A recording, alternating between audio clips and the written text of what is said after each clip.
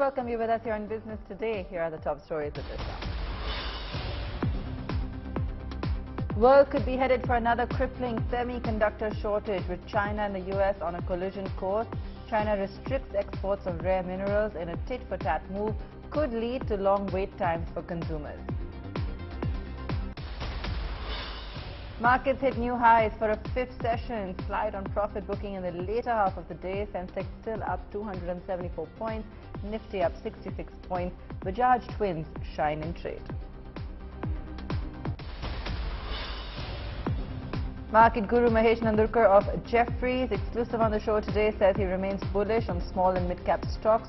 Agrees that some valuations on D Street could be high, but says India's macro story remains compelling. Aam Aadmi Hero makes a move for the luxury segment, partners Harley Davidson in developing its first high-end product. Exclusive conversations with top management of both companies on the show.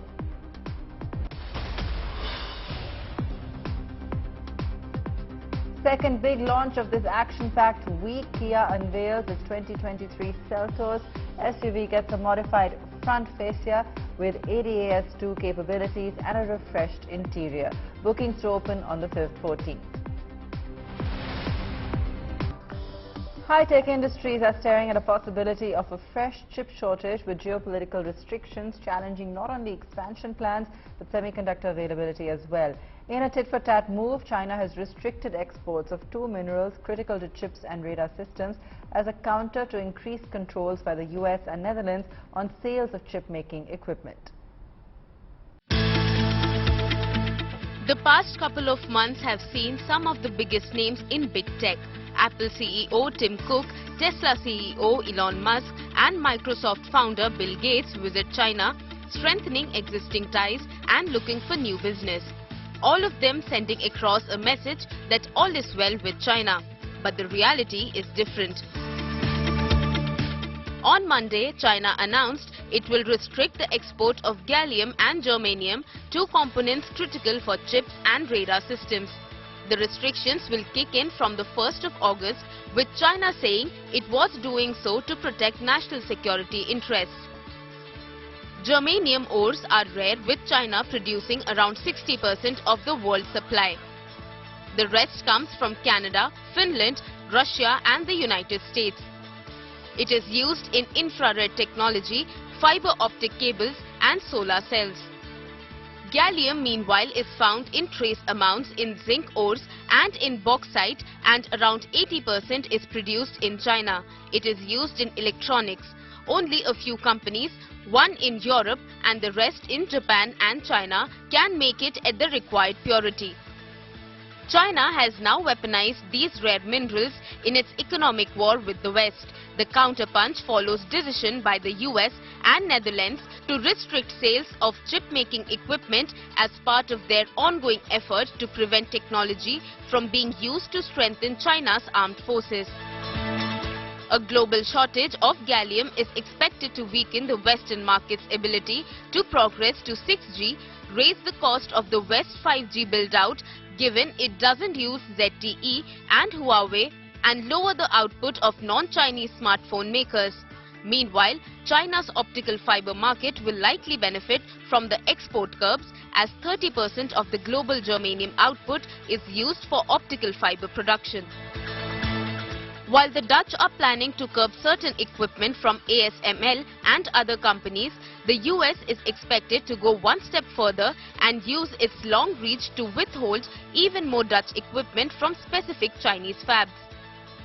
The US had earlier in October imposed export restrictions on shipments of American chip-making tools to China from US companies like Lam Research and Applied Materials on national security grounds, and lobbied other countries with key suppliers to adopt similar curbs.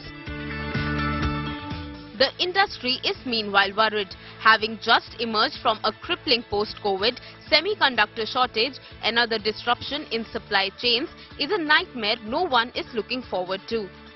Every tech industry had taken a hit. Car production fell to all-time lows, with waiting periods extending into years. Mobile phone manufacturers had to delay launches, with even Apple unable to meet festive season demand last year. Bureau Report, Business Today Television. Equity markets continue to rally today. D Street witnessing another historic session. Muted global sentiment, however, pulled the market slightly lower towards the end. Constant buying by overseas investors and a lack of negative triggers supporting bourses. For the day, Sensex was up close to 300 points. Nifty also up 66 points at a fresh closing peak of 19,389. Top gainers today, the Bajaj Twins, Hero Motocorp, Tech Mahindra and Sun Pharma. On the downside, Eicher Motors, Bharti Airtel, Grasim, Axis Bank and Reliance lagging behind somewhat today. With markets hitting new highs every day for the past few sessions, investors are wondering how long will the good times last. There are questions on whether it's the right time to enter markets or even about which stocks and sectors have steam left. India Today Group's global business editor Udayan Mukherjee posed some of these questions in his conversation with market guru Mahesh Nandurkar, MD and Head of Research Jefferies. I was just having a conversation with a very old-timer fund manager, mutual fund manager, and he said that the macro story for India is great, but valuations are still not compelling and not challenging, and quite challenging. Would you agree with that, or would you say that it's a good entry point for India now? Yeah, thank you, Dan. Thanks for having me here. Yeah, you actually are absolutely right. I would kind of echo the sentiments. I do believe that the macro story is looking very compelling for sure. Quite confident about 15% plus earnings growth, which is like one of the highest that we've seen, that we will be seeing in any of the major markets globally. So yeah, all that is looking quite well. But yeah, what valuations is definitely sticking out. When the markets corrected earlier in February or so, when the Nifty was at around 17,000, it was looking pretty interesting, but the markets have moved up pretty quickly, up about 10% or so from there. And yes, many stocks and sectors are, looking expensive at this point in time. Yeah. There is a fear in certain quarters in the market that during the course of this year, we'll get another spike in volatility, and you may even get the market back to the kind of levels which you found interesting. Do you expect something like that? I know it cannot be predicted, events cannot be predicted, but is it a likelihood in your eyes? I think the event that will probably create volatility in the Indian markets will probably have to be a global event or an international event. I do not foresee too many negative or let's say big negative events for the Indian markets, which will be domestically caused. My sense is that you'll probably see, or you could probably see some volatility created by either some unexpected change, say in the Fed policy, or some other kind of dislocation that might happen in the capital markets globally or something like that. But as far as the developments domestically go, to me it looks unlikely. How would you position a portfolio right now for people, domestic investors are has invested in the market right now? They've not pulled out any money. But at this point, would it make sense to stay with mid caps and small caps, which have started performing again, or would it be better to be with large caps at a time when valuations are not very low? Yeah, a very fair and pertinent question. So then, in fact, we did publish a research note on the same topic. What I believe is that, so as you rightly said at the outset, the broader market valuations are looking a bit on the higher side. And that is what is, making the investors a bit uncomfortable. But I believe that the mid caps and the small cap space definitely offers a more upside and the more risk reward. And the reason is not so much the choice of the market capitalization itself, but it's more to do with what the mid cap and small cap actually represent. The mid cap and small cap actually represent the India story. And what I mean by that is, if you just look at the Nifty 50, the large cap index, then you will see that the proportion of outward looking sectors like the IT, pharma, steel, oil and gas, other sort of commodities accounts for roughly 35 to 40% of market cap. And 60%, 65% is the domestic oriented stocks. whereas the same proportion for mid cap and small cap index is roughly about 80% plus. And I, for one, definitely believe that given where the global environment is, it makes sense to be more overweight and more optimistic position on the domestic oriented sectors and stocks rather than outward looking sectors. And from that context, I believe mid cap and small caps offer better upside and better risk reward. Also, I want to highlight one more point as well, which is that our favorite sectors has been real estate and industrial, or let's say the capex cycle plays. And once again, those sectors are very thinly represented in large cap indices. Once again, that number is like about 5% of the nifty market cap is in those sectors, whereas if you look at mid cap, small cap, that proportion is higher than 20%. So yeah, so those are the reasons, then I would say that the mid caps and small cap look more interesting at this point in time. Mm. It's an interesting point that you make because I can't remember when L&T was actually a big performer in the index. I mean, it's gone through probably a decade and a half, I mean, since the 2007, 2008 bust up, that it's not had any role of even some kind of semblance of leadership for the market. Do you think the time is coming where some of these kind of heavyweight stocks, which traditionally would make up a core part of a person's portfolio, maybe 15 years ago, they could start leading the market again? Yeah, I definitely think so, that there is a greater acceptance of the investment cycle, upcycle, which is showing signs of unfolding in India and which could be a multi-year story. But the key problem that we face when we speak to large investors is that there aren't any large and liquid stocks to play that story on. And some of the large cap names also have issues with with the ESG related issues as well. Hopefully those get sorted out. But as things stand today, yes, some of those large cap names do have some ESG issues, and that's why the focus is going towards more mid cap, small cap names. But yeah, but I completely agree with you that investment cycle plays and capex related plays is I guess the way to go, because those stocks will likely deliver a much better outperformance. What's the right way to play this? Because some people choose to play it through the companies which are delivering the capex and working on it. Others choose to play safe and play the lenders. What's the right approach to this capex upcycle, if there is indeed going to be one? I would say that the best way to play is, there are multiple choices that you have, as you rightly said. But I believe the best and the most the best risk reward, I would say, would be the direct way to play that. So I would actually also include real estate developers as well into that list, because many a time when we talk about capex cycle, we actually leave out the largest portion of the capex activities in the country, which is actually the real estate development. So I would actually include that as one of the most direct ways of playing. But yes, but there are other ways of playing as well: contractors, the capital goods companies, the automation companies, and essentially the companies that are going into kind of delivering either the services or the goods that go into so building of infrastructure, building of housing units, and building of new capacities. So that would include names like cement, etc. as well, apart from the capital goods and the contractors and the real estate developers. But yes, if you are looking at some of the large names and more liquid names, then some of the lenders as well make a lot of sense. I would particularly draw attention to some of the banks that have been laggard recently. Those include some of the PSU names as well. So yeah, so lenders is definitely one large and liquid way to play that.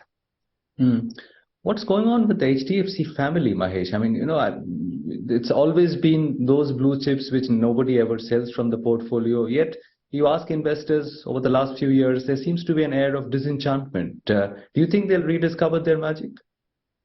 Well, then I will not be able to comment on individual stocks here.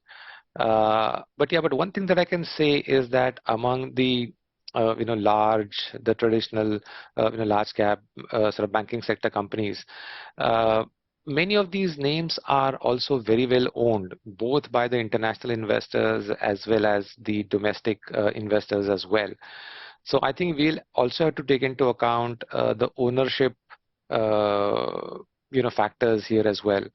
Also, over the last, I would say over the last few months, many of the investors have been talking about change of leadership at various large cap companies in India. That include some of the banks, some of the consumer companies, and also some of the industrial names as well. And some of these leaders have been at the helm for the last 5 years, 10 years, and some even 20 plus years as well. So there has been that level of comfort that has got developed, over a period of time between the investors and, and the stocks of the companies. And with so in fact, we were doing this analysis, and more than 25% of the large caps by market cap are actually undergoing are going through a period of leadership change at the top. So some of those factors are also going to be impacting these names. Watch the entire interview on our social media handle and YouTube Business Today. Welcome back. In a big boost for Indian tech sector, HP will begin manufacturing its high-end computer servers in the country. HP has signed an initial pact with VVDN Technologies, under which servers worth $1 billion will be manufactured in the next few years.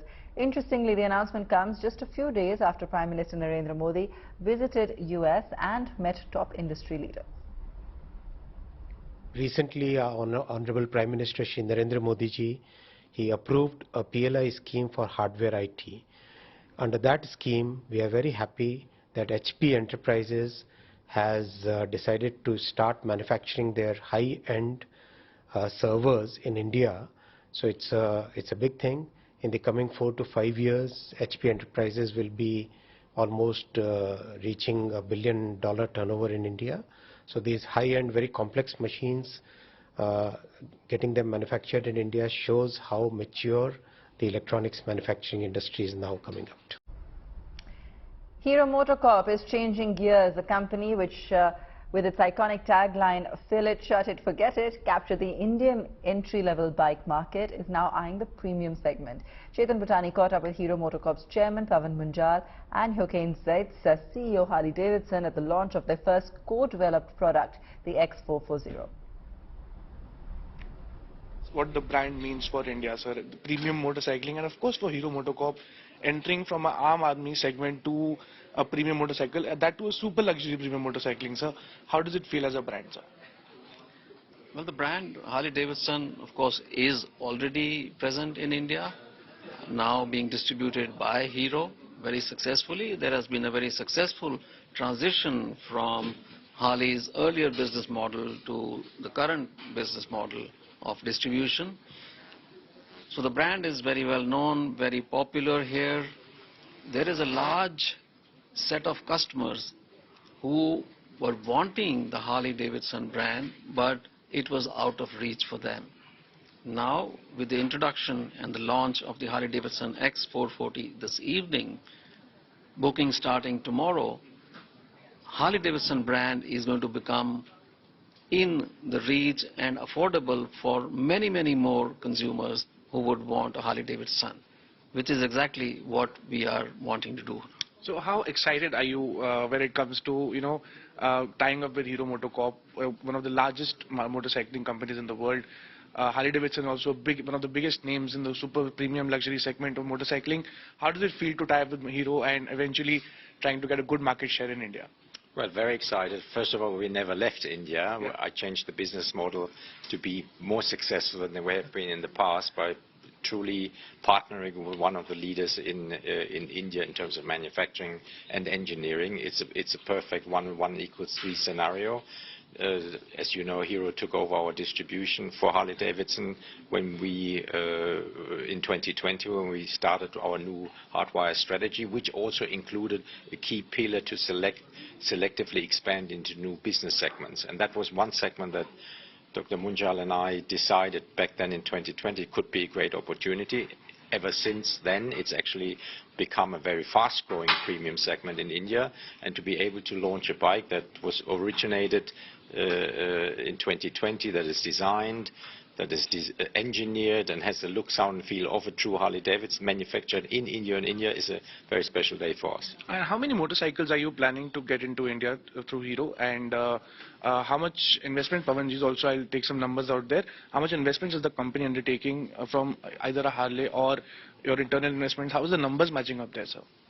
Well, Niranjan, in his earlier discussion interviews with you all, has already spoken about the investments that Hero is making now and going forward, both in the premium segment and electrification. Hero's focus is huge right now on electrification and the premium segment strategy. So he's already given those numbers to over 1,500 crores every year going forward. The rest of the question, I think, was addressed. Yeah, I was coming back to you. How about getting more bikes in India? What is the plan out there? And of course, how do you plan to capture the Indian market? And what market share are you targeting in the time to come? Well, first we have our core segments that we are bringing into India internationally. That is certainly a luxury premium segment, but we also felt that there was an opportunity in the fast-growing premium segment in a category that we don't compete in internationally. That's the 440cc segment, and we think we have a very competitive bike that can be very successful, where we can tap into the distribution setup that Hero has, in addition and complementing our existing Harley-Davidson traditional dealer network and service centers. And I think that will provide an opportunity for customers that love the Harley-Davidson brand, one of the most recognized brands in the world, certainly the most desirable motorcycle brand in the world, to finally have an opportunity to actually buy this premium bike in the Indian market. Right. So, Pawanji, last question. Little different from what we are speaking, Pawanji. Two-wheeler sales are a little bit on a decline in India. Are you confident of the super luxury segment to grow successfully in India in times to come, especially when Harley is on board, sir? Well, I'm a born opportunist, okay, and I believe that the Indian market has tremendous scope in terms of increasing volumes of two-wheelers. Such a large population today which does not own a two-wheeler. So we have a huge amount of scope for bringing in more and more consumers into our fold. Having said that, you talked about the luxury segment. In the recent past, it's the entry segment which is struggling, but it is the luxury segment, the SUVs in cars, all of which are selling like hotcakes, which are on waiting list for 8 months. So there's huge opportunity in the country. And that's where we leave it on the show tonight. Thanks so much for watching.